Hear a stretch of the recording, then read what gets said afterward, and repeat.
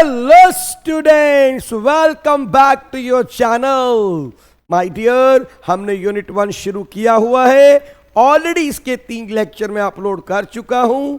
आज ये चौथा लेक्चर है और यूनिट फिनिश हो जाएगा.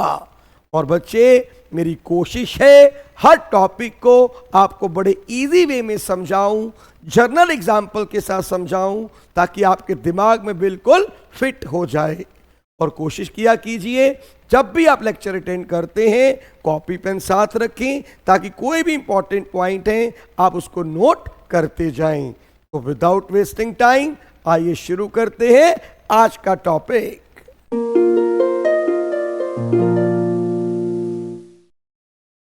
हेलो स्टूडेंट्स, तो आइए शुरू करते हैं आज का टॉपिक.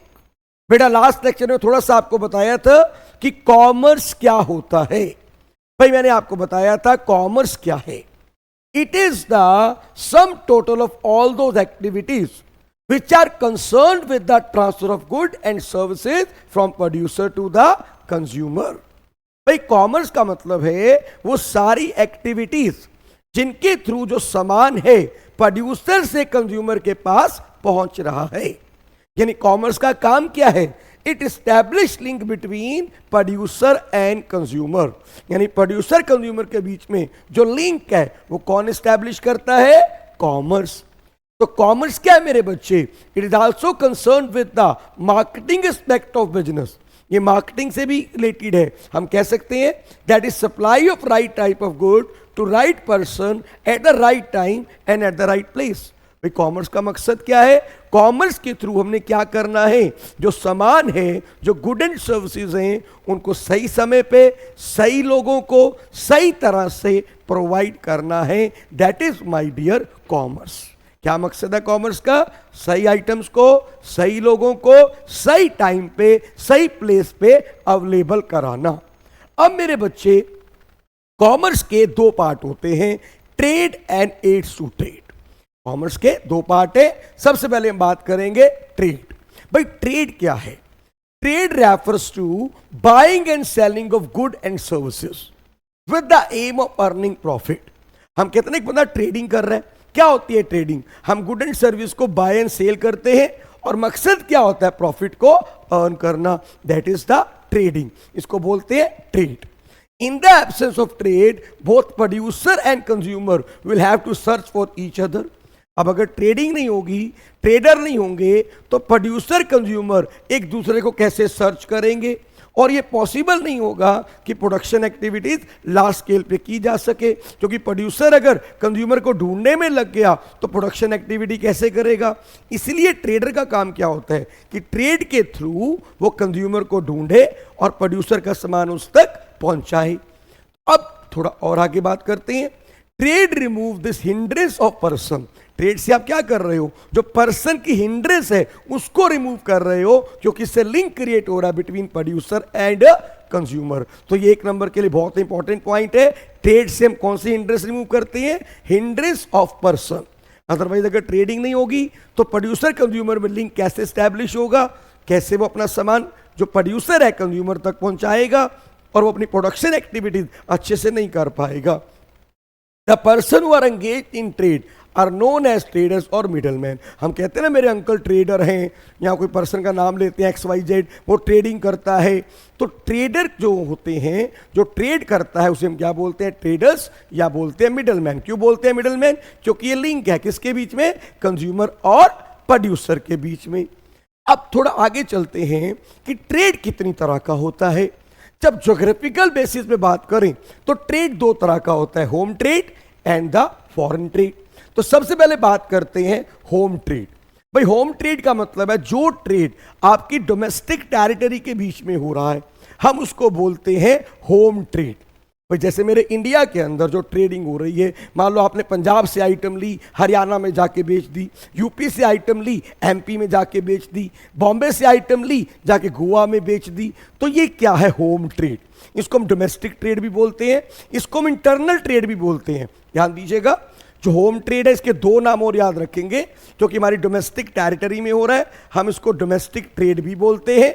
और क्योंकि हमारा जो इंटरनल एरिया है, जो हमारा कंट्री है उसके अंदर हो रहा है तो इसको इंटरनल ट्रेड भी बोलते हैं। तो यानी अगर गुड एंड सर्विस को आप एक ही कंट्री के अंदर सेल एंड परचेज कर रहे हैं, हम उसको बोलते हैं होम ट्रेड। तो यहाँ पे जो हमारी कंट्री की करेंसी है वही चलेगी, रुपीज में ही आप उसको सेल एंड परचेज करेंगे, that is the home trade. अब होम ट्रेड जो होता है इसको on the basis of volume हम अगेन दो पार्ट में डिवाइड करते हैं, wholesale trade and retail trade. अगर हम बात करें वॉल्यूम के हिसाब से तो ट्रेड को फर्दर दो पार्ट में डिवाइड करेंगे, wholesale trade and the retail trade. भाई होलसेल ट्रेड क्या होता है? जब आप गुड एंड सर्विस को बाय और सेल करते हैं लार्ज क्वांटिटी में, बल्क में, वो कहते हैं ना वो अंकल होलसेलर है। होलसेलर क्या करता है? अपना सामान बल्क में बेचता है रिटेलर को। तो अगर आप गुड एंड सर्विस को लार्ज क्वांटिटी में बाय एंड सेल कर रहे हैं तो वो किसके थ्रू होता है? होलसेलर के थ्रू होता है। Wholesaler buy goods directly from the producer and sell to the retailer. Basically जो होलसेलर होता है ये किसके बीच में लिंक है? प्रोड्यूसर और रिटेलर के बीच में। होलसेलर डायरेक्टली किससे खरीदेगा? प्रोड्यूसर से, फैक्ट्री वाले से, और किसको बेचेगा? रिटेलर को। तो होलसेलर ट्रेड क्या होता है? जहां पे गुड एंड सर्विस को बल्क में खरीदा जाता है, लार्ज क्वांटिटी में खरीदा जाता है, और होलसेलर अपना सामान ज्यादातर किसको बेचते हैं? रिटेलर को। और खरीदते किससे है? प्रोड्यूसर से। फिर आता है मेरे बच्चे रिटेल ट्रेड। रिटेल ट्रेड क्या होता है? Buying and selling of goods in small quantity. अब अपने आसपास अब देखो बहुत सारी शॉप्स होती है ना घर के आसपास, तो वो सारे क्या होते हैं? रिटेलर होते हैं। कोई आपका घर के पास करियाने की शॉप है, कोई सब्जी की शॉप है, तो वो कौन है? रिटेल ट्रेडर्स हैं। जहाँ पे गुड एंड सर्विस को आप बाय एंड सेल कर रहे हो स्मॉल क्वांटिटीज के अंदर। अब जो रिटेलर है ये सामान किससे खरीदता है? होलसेलर से। और बेचता किसको है? कंज्यूमर्स को। यानी जो रिटेलर होता है मेरे बच्चे, होलसेलर से खरीदेगा, कस्टमर को बेचेगा। तो बड़े ध्यान से याद रखना है, जो रिटेलर है वो किससे खरीदेगा? होलसेलर से। बेचेगा किसको? कस्टमर को। लेकिन जो होलसेलर है वो किससे खरीदेगा? होलसेलर खरीदेगा प्रोड्यूसर से और बेचेगा रिटेलर को। क्लियर है बच्चे? अब आगे चलते हैं फॉरेन ट्रेड, सेकंड कैटेगरी। अब ट्रेड दो तरह का बताया है मैंने, एक होम ट्रेड और दूसरा फॉरेन ट्रेड। फॉरेन ट्रेड को हम एक्सटर्नल ट्रेड भी बोल देते हैं, इंटरनेशनल ट्रेड भी बोल देते हैं। अगर दो अलग अलग कंट्रीज के बीच में ट्रेडिंग हो रही है, भाई आपने सपोज कीजिए चाइना से कोई सामान मंगवाया या इंडिया ने कोई सामान अपना कनाडा में जाके बेचा, तो ये क्या है? External trade, foreign trade. जब दो कंट्रीज के बीच में ट्रेडिंग होती है हम उसको बोलते हैं foreign trade. Buying and selling of good and services between the person belonging to two और मोर कंट्रीज। जब दो पर्सन के बीच में सेल एंड परचेज हो रहा है लेकिन दोनों अलग अलग कंट्री से बिलोंग करते हैं, एक पर्सन कनाडा का है, एक पर्सन इंडिया का है, या एक चाइना का है, एक जापान का है, तो इनका आपस में जो ट्रेडिंग हो रही है that is my dear foreign trade. अब फॉरेन ट्रेड जो होता है ये फर्दर तीन तरह का होता है, एक्सपोर्ट, इंपोर्ट एंड एंट्रीपोर्ट। तीन तरह का होता है फॉरेन ट्रेड। सबसे पहले बात करते हैं एक्सपोर्ट क्या होता है। अगर आप कोई अपनी गुड्स को सेल कर रहे हैं फॉरेन कंट्रीज के अंदर, उसको बोलेंगे एक्सपोर्ट। मान लो इंडिया ने अपना कोई सामान बेचा यूएसए को, कनाडा को, तो ये क्या है? एक्सपोर्ट। यानी जब आप किसी दूसरी कंट्री को अपना कोई सामान बेचते हैं तो उसको हम बोल देते हैं एक्सपोर्ट। यानी sale of goods to foreign country is known as export. अच्छा, ऑपोजिट, अगर आपने गुड्स फॉरेन कंट्री से परचेज की तो उसको क्या बोलेंगे? इंपोर्ट। जैसे चाइना से हमारा बहुत सारा इंडिया में सामान आता है, देखो जगह जगह चाइनीज आइटम पड़ी होती हैं, तो ये क्या है? इंपोर्ट। अगर आपने किसी फॉरेन कंट्री से सामान मंगवाया तो वो क्या है? इंपोर्ट। और अगर आपने उनको बेचा तो वो क्या है? एक्सपोर्ट। अब तीसरी कैटेगरी आती है, दैट इज माय डियर एंट्रीपोर्ट। इसको हम री एक्सपोर्ट ट्रेड भी कहते हैं। इसमें क्या होता है कि मान लो मैंने एक कंट्री से सामान मंगवाया, इंपोर्ट किया, फर्दर एक्सपोर्ट करने के लिए, तो उसको बोल देते हैं री एक्सपोर्ट। देखो मान लो इंडिया में कुछ सामान इंग्लैंड से आता है, ठीक है, इंडिया ने इंग्लैंड से क्या किया? इंपोर्ट किया, क्योंकि इंडिया को उसे एक्सपोर्ट करना है चाइना को, तो ये क्या है मेरे बच्चे? री एक्सपोर्ट। यानी एक कंट्री ने दूसरी कंट्री से पहले इंपोर्ट किया और उसी सामान को बाद में एक्सपोर्ट कर दिया, तो इसको क्या बोलोगे आप? एंट्रीपोर्ट और री एक्सपोर्ट। बात समझ आ रही है? Importing goods from one country for the purpose of exporting them to some other country. आप इंपोर्ट किस लिए कर रहे हो? क्योंकि आपको किसी दूसरी कंट्री में उसको एक्सपोर्ट करना है, तो इसको क्या बोलेंगे हम? री एक्सपोर्ट ट्रेड या एंट्रीपोर्ट ट्रेड। क्लियर है बच्चे? सामने एग्जांपल है, इंडिया ने कुछ सामान इंग्लैंड से मंगवाया, क्यों मंगवाया? क्योंकि इंडिया को एक्सपोर्ट करना था चाइना को, तो ये क्या है? एंट्रीपोर्ट और री एक्सपोर्ट ट्रेड। फिर आगे चलते हैं, नेक्स्ट टॉपिक आता है हमारा कॉमर्स की सेकंड पार्ट। पहले हमने ट्रेड को डिस्कस किया, अब डिस्कस करेंगे एड्स टू ट्रेड। इसको ऑक्सिलरीज टू ट्रेड भी बोल देते हैं। अब ये क्या है भाई? देखो, जब हमने बिजनेस करना होता है, जब हमने ट्रेडिंग करनी होती है, तो कुछ ऐसी एक्टिविटीज होती हैं जो हमें ट्रेडिंग में जरूरी होती हैं, जिनके बिना हम ट्रेडिंग नहीं कर सकते। तो इनको हम बोल देते हैं एड्स टू ट्रेड या ऑक्सिलरीज टू ट्रेड, यानी वो एक्टिविटी जो हमारी ट्रेडिंग में हेल्प करती हैं, जिनके बिना ट्रेडिंग पॉसिबल नहीं है, हम उनको बोल देते हैं ऑक्सिलरीज टू ट्रेड। अब ये जो एक्टिविटीज होती हैं, these play supportive role in the flow of good and services, यानी सपोर्टिव रोल प्ले कर रही हैं, बिना इनके ट्रेडिंग पॉसिबल नहीं है। जैसे कि एग्जांपल लेते हैं, आप देखो, transport, banking, insurance, warehousing, advertisement, आज इनके बिना क्या ट्रेडिंग पॉसिबल है? तो ये सारी जो एक्टिविटीज हैं वो क्या है? Aids to trade. भाई आप देखो ना, बिना ट्रांसपोर्टेशन के बिजनेस कैसे करोगे, बिना कम्युनिकेशन के कैसे करोगे, बिना वेयर हाउसिंग के कैसे करोगे? तो ये सब चीजें आपको ट्रेडिंग करने के लिए जरूरी हैं। तो ट्रेडिंग के लिए जो ये हेल्प कर रही हैं, इसीलिए इनको बोल देते हैं एड्स टू ट्रेड और auxiliaries to trade. This help in removing various hindrances, और इसके थ्रू बहुत सारी जो रुकावटें होती हैं, हिंड्रेंसेस होती हैं, जैसे कि hindrance of place, hindrance of finance, hindrance of time, hindrance of risk, hindrance of person, इन सब को हम रिमूव कर पाते हैं because of this auxiliaries to trade. तो आइए एक एक करके डिस्कस करते हैं क्या होती हैं ये। सबसे पहले आता है मेरे बच्चे ट्रांसपोर्टेशन। देखो, आज की डेट में किसी भी कंट्री में सामान एक पर्टिकुलर प्लेस पे बन रहा है, लेकिन बिकता वो पूरे ऑल ओवर एरिया में है। तो अब उसको जगह जगह पहुंचाने के लिए आपको क्या चाहिए? ट्रांसपोर्टेशन। अब इंडिया में देखो ना, जो चाय है कहाँ बनती है? असम में, लेकिन बिकते पूरे ऑल ओवर इंडिया में है। अब उसको हर जगह पहुंचाने के लिए क्या चाहिए मेरे बच्चे? ट्रांसपोर्टेशन चाहिए। तो वो जो ट्रांसपोर्टेशन है वो हमें प्रोवाइड कौन करता है? Auxiliaries to trade. और इससे क्या रिमूव हो रहा है? हिंड्रेंस ऑफ प्लेस, यानी जो हिंड्रेंस ऑफ प्लेस है, it is removed by various means of transportation like railway, waterways, roadways. अब जैसे भी आप पहुंचा रहे हैं सामान, कई बार वाटरवेज से आ रहा है, रेलवे से आ रहा है, रोडवेज से आ रहा है, तो उससे क्या हो रहा है? वो सामान जगह जगह पहुंच रहा है। तो हिंड्रेंस ऑफ जो प्लेस है वो कैसे रिमूव होती है मेरे बच्चे? Through transportation. तो ये हमारी पहली ऑक्सिलरी टू होता है, that is the transportation. Second आता है मेरे बच्चे, दैट इज द कम्युनिकेशन।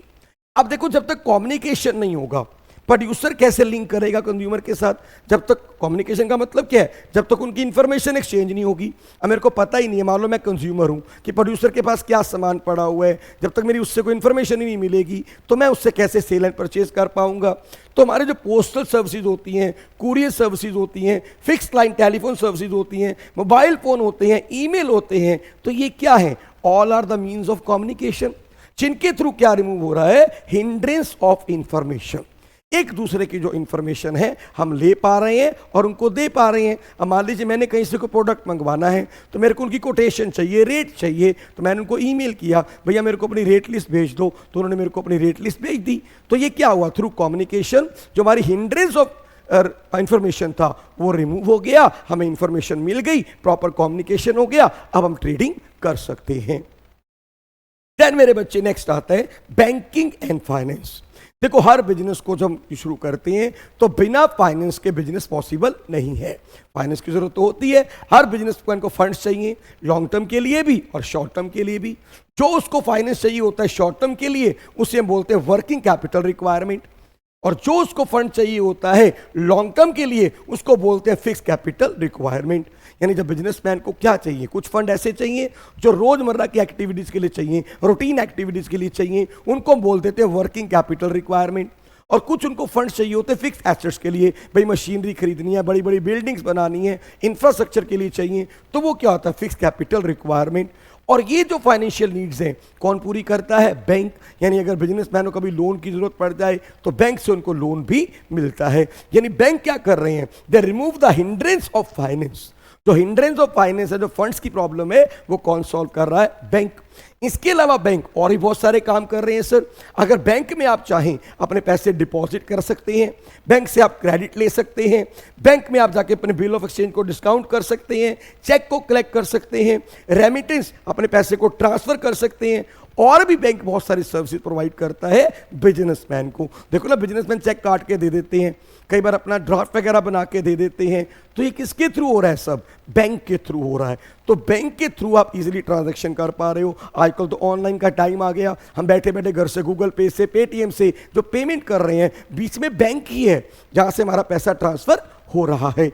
तो माय डियर, यानी कि इस तरह से जो बैंक है, जो हिंड्रेंस ऑफ फाइनेंस है, उसको रिमूव कर पा रहे हैं। बिना इनके भी हम ट्रेडिंग नहीं कर सकते। Then insurance. देखो, जहां पे बिजनेस होता है ना, वहां पे हमेशा रिस्क होता है। रिस्क है, आग लग जाए, एक्सीडेंट हो जाए, कोई नेचुरल कैलामिटी आ जाए, हर समय कहीं ना कहीं रिस्क है। भाई रिस्क तो है ही है, आपको लॉस होने का, भाई आग लग गई, चोरी हो गई, एक्सीडेंट हो गया, कोई गुड खराब हो गई, तो ये सब चीजों का रिस्क है। अब इन रिस्क से हमें कौन बचाता है? इंश्योरेंस। अगर हम इंश्योरेंस करा लेते हैं और उसके लिए एक नॉमिनल जो प्रीमियम होता है एनुअल हम देते रहते हैं, तो कल को अगर हमारा कोई नुकसान होगा तो इंश्योरेंस कंपनी हमें पे कर देती है। तो यानी इंश्योरेंस के थ्रू हम क्या कर रहे हैं? जो हिंड्रेंस ऑफ रिस्क है उसको रिमूव कर पा रहे हैं। तो ये भी बहुत सपोर्टिव होता है इंश्योरेंस। देन आता है वेयर हाउसिंग। अब देखो क्या होता है, कुछ प्रोडक्ट ऐसे होते हैं हमारे साल में एक बार बनते हैं, लेकिन सारा साल वो प्रोडक्ट बिकते रहते हैं। और जैसे कि एसी हो गया, अब सॉरी शुगर केन हो गया, ठीक है ना, गन्ना है, चावल है, गेहूं है। अब ये कहने की फसल साल में एक बार हुई, लेकिन कंजप्शन इनकी पूरा साल चल रही है। लेकिन इसके ऑपोजिट कुछ आइटम कैसी हैं, सारा साल बन रही हैं लेकिन बिकती कुछ महीने हैं, जैसे एसी। अब एसी सारा साल मैन्युफैक्चर हो रहे हैं एसी कंपनी के अंदर, लेकिन बिकेंगे कब? वही 2 या 3 महीने। तो हमें उसके लिए क्या चाहिए होते हैं? वेयर हाउसिंग चाहिए होते हैं, जहां पर इनको हम स्टोर कर सके और जब कस्टमर को रिक्वायरमेंट हो उनको सप्लाई किया जा सके, राइट टाइम पे, राइट प्लेस पे, राइट पर्सन को उसे सप्लाई किया जा सके। तो थ्रू वेयर हाउसिंग हम क्या कर रहे हैं? जो हिंड्रेंस ऑफ टाइम है उसको रिमूव कर पा रहे हैं कि जब आपको चीज चाहिए उस समय अवेलेबल होगी। और बिना वेयर हाउसेस के, बिना ये गोडाउन्स वगैरह के ये चीज पॉसिबल नहीं है। देन बच्चे नेक्स्ट आता है एडवर्टाइजिंग। अब देखो, बड़ी पुरानी कहावत है ना, जो दिखेगा वो बिकेगा। अब कस्टमर को जब तक पता ही नहीं है मेरे पास क्या प्रोडक्ट है, कस्टमर खरीदेगा कैसे? तो उसके लिए हमें क्या चाहिए होती है? एडवर्टाइजमेंट करनी पड़ती है, अपने प्रोडक्ट के बारे में लोगों को बताना पड़ता है। सेल प्रमोशन की ये बहुत बढ़िया टेक्निक है। अब एडवर्टाइजमेंट आप कई तरह की करते हैं, होर्डिंग भी करते हैं, टीवी में ऐड आती है, न्यूज़पेपर में ऐड आती है, आजकल तो जब हम अपना यूट्यूब वगैरह चला रहे होते हैं ऑनलाइन ऐड आनी शुरू हो जाती है, तो इनका बहुत ट्रेंड है। तो वो जो एडवर्टाइजिंग है उसके थ्रू क्या कर रहा है प्रोड्यूसर? अपने प्रोडक्ट के बारे में कस्टमर को बता रहा है, उसे मोटिवेट कर रहा है अपनी क्वालिटीज को बता के कि भैया मेरा प्रोडक्ट खरीदो।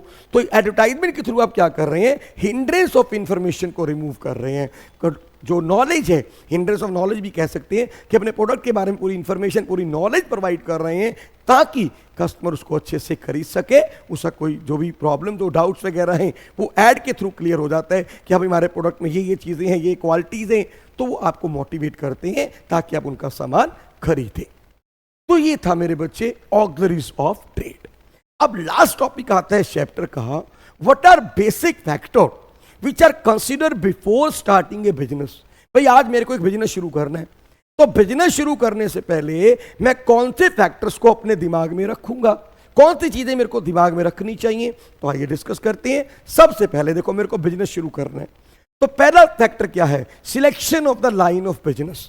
भाई सबसे पहले ये डिसाइड करना पड़ेगा कौन सा बिजनेस शुरू करना है। भाई मेरे को ज्वेलरी का बिजनेस शुरू करना है, ग्रोसरी शॉप्स खोलनी है, टेक्सटाइल का बिजनेस करना है, गारमेंट्स का बिजनेस करना है। तो पहला काम क्या होगा सर? आपको डिसाइड करना पड़ेगा कौन सी लाइन ऑफ बिजनेस में आपको जाना है। भाई गारमेंट्स में जाना चाहते हो, ग्रोसरीज में जाना चाहते हो, ज्वेलरी में जाना चाहते हो, ऑटोमोबाइल्स में जाना चाहते हो, तो ये आपको पहले डिसाइड करना पड़ेगा। सेकेंड फैक्टर आपको ध्यान में रखना है साइज ऑफ द फर्म। भाई कैसा बिजनेस करना चाहते हो? एक स्मॉल स्केल पे करना चाहते हो, मीडियम स्केल पे करना चाहते हो, लार्ज स्केल पे करना चाहते हो? अब एक छोटी मोटी शॉप खोलनी है तो स्मॉल स्केल है, कोई मीडियम साइज पे आपने कोई फैक्ट्री लगानी है तो मीडियम स्केल हो गया, बहुत बड़े स्केल पे आपने काम शुरू करना है, पूरे ऑल ओवर इंडिया को कैप्चर करना है, तो वो लार्ज स्केल पे हो गया। अब ये डिपेंड करता है मेरे बच्चे कि मार्केट कंडीशन कैसी है, रिस्क कैसा है। अगर मार्केट कंडीशन आपकी अनसर्टन है, रिस्क बहुत ज़्यादा है, तो बेटर होगा आप छोटा बिजनेस करें, रिस्क कम है इसमें। लेकिन अगर सब कुछ ठीक है तो आप बड़ा बिजनेस कर सकते हैं, रिस्क ले सकते हैं, लार्ज स्केल पे अपना बिजनेस भी कर सकते हैं। देन थर्ड आता है मेरे बच्चे लोकेशन ऑफ बिजनेस। बहुत इंपॉर्टेंट है भाई, मैं एक बिजनेस शुरू करने जाऊंगा तो ये बहुत इंपॉर्टेंट है कौन सी जगह पर अपना बिजनेस मैं शुरू करूंगा, क्योंकि availability of raw material, labour, power supply, services like banking, transportation, communication, warehousing are important factor while choosing a location। भाई मेरे को ऐसी लोकेशन चूज करनी है जहाँ पे रॉ मटेरियल इजीली अवेलेबल हो, लेबर इजीली मिल जाए, पावर सप्लाई की प्रॉब्लम ना हो, banking services, transportation, communication, warehousing, ये सब चीज़ें इजीली वहाँ अवेलेबल हों। तो मैंने दिमाग में रखना है, कोई ऐसी जगह नहीं सिलेक्ट कर लेनी जहाँ पर ये सब चीज़ें अवेलेबल ही ना हो। फिर मैं कैसे बिजनेस करूँगा, कैसे ट्रेडिंग करूँगा, पॉसिबल नहीं है। देन फाइनेंस, अब आपको बिजनेस शुरू करना है तो फाइनेंस बहुत इंपॉर्टेंट फैक्टर है। तो आपको ध्यान में रखना पड़ेगा भैया पैसा कहाँ से आएगा, कितनी मेरे को कैपिटल की ज़रूरत है और उसके सोर्सेज क्या होंगे। भाई मेरे पास कोई डिपॉजिट पड़े या वहाँ से पैसा आएगा, या मैं अपने शेयर मार्केट में शेयर निकालूंगा वहाँ से पैसा आएगा, या मैं लोन लूँगा, या मैं डिबेंचर इशू करूँगा। तो ये आपको ध्यान रखना है कि मेरे सोर्सेज क्या रहने वाले हैं। जो भी मेरे को फाइनेंस चाहिए, कितना फाइनेंस चाहिए और कहाँ से वो अवेलेबल होगा, इस फैक्टर को आप ध्यान में रखेंगे। Then physical facilities, it means the resources used to convert raw material into finished good। अब मैंने प्रोडक्शन एक्टिविटी करनी है, मैंने बिजनेस शुरू करना है, तो मेरे को देखना है कि जो मेरे को रिसोर्सेज चाहिए क्या वो प्रॉपरली अवेलेबल है। जैसे कि मेरे को बिल्डिंग चाहिए, मशीन चाहिए, इक्विपमेंट चाहिए, ठीक है, तो ये चीज़ें प्रॉपरली अवेलेबल है या नहीं है। तो इसको भी आपने ध्यान में रखना है जब आपने बिजनेस शुरू करने, क्योंकि बिना इनके आप बिजनेस कैसे करोगे। भाई बिल्डिंग ही नहीं है, इक्विपमेंट्स ही नहीं है, मशीनें ही नहीं है, तो आपको उसको अरेंज करना पड़ेगा। Then competent and committed workforce, definitely भाई अकेले आपने सोच लिया मैंने ये बिजनेस करना है, आपने लोकेशन भी सिलेक्ट कर ली, आपने रिसोर्सेज भी ले आए, बिल्डिंग भी बना ली, मशीनें भी ले आए, लेकिन अगर आपके पास वर्क फोर्स ही नहीं है, काम करने वाले बढ़िया बंदे ही नहीं है, तो बिजनेस कैसे होगा, प्रोडक्शन कैसे होगी। तो सर आपको देखना है, प्रॉपर मैन पावर प्लानिंग करनी है कि आपको कितने एम्प्लॉयज़ चाहिए, कितने स्किल्ड चाहिए, कितने अनस्किल्ड चाहिए, किस पोजीशन पे कितने लोग चाहिए। तो ये सब आपको डिसाइड करना है और उन सबको टाइमली अपॉइंट भी करना है ताकि आपका बिजनेस प्रॉपरली स्टार्ट हो सके, अच्छे से चल सके। फिर आपको टैक्स प्लानिंग भी करनी है। भाई टैक्स प्लानिंग को कभी ये मत समझ लेना कि टैक्स प्लानिंग का मतलब है non payment of tax, tax कैसे पेमेंट ही नहीं करनी, नहीं। टैक्स प्लानिंग का मतलब होता है कि कैसे हम टैक्स को मिनिमाइज करें। जैसे कि देखो ना, कई बार कुछ ऐसी लोकेशंस होती हैं, आप बैकवर्ड एरिया में अगर बिजनेस लगाते हो, वहाँ पे टैक्स हॉलीडेज होती हैं, वहाँ पे टैक्स नहीं लगता, तो आप ऐसी जगह पे ना बिजनेस शुरू कर सकते हो। तो आपने दिमाग में ये रखना है टैक्स कैसे बचाए। जैसे गवर्नमेंट टाइम टाइम कहीं रिबेट्स देती है, कहीं सब्सिडीज देती है, तो आपने प्लान करना है कि सरकार से हम कैसे वो सब्सिडी लें, कैसे वो रिबेट लें, कैसे हम मैक्सिमम अपना जो टैक्स है वो बचा सकते हैं। तो ये टैक्स प्लानिंग है। टैक्स प्लानिंग का मतलब ये नहीं कि टैक्स को चोरी करनी है या टैक्स हमने देना नहीं है। टैक्स प्लानिंग का मतलब है कैसे हम टैक्स को बचा सकते हैं।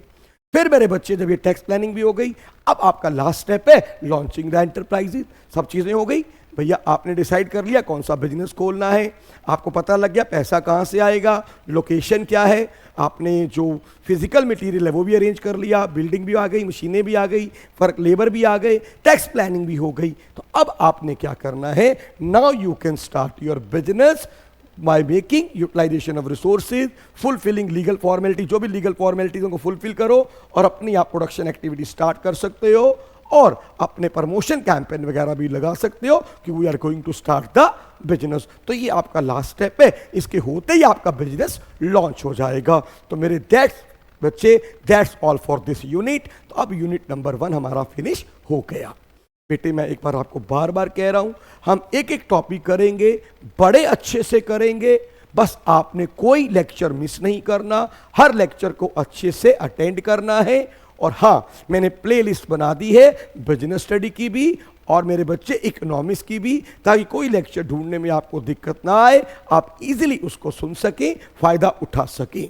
और अगर आप नए सब्सक्राइबर हैं, पहली बार मेरे लेक्चर को सुन रहे हैं, तो मेरे बच्चे चैनल को जरूर सब्सक्राइब करें और अपने फ्रेंड के साथ भी शेयर करें ताकि वो भी इन लेक्चर्स का मैक्सिमम बेनिफिट उठा सकें। तो थैंक यू वेरी मच मेरे बच्चे।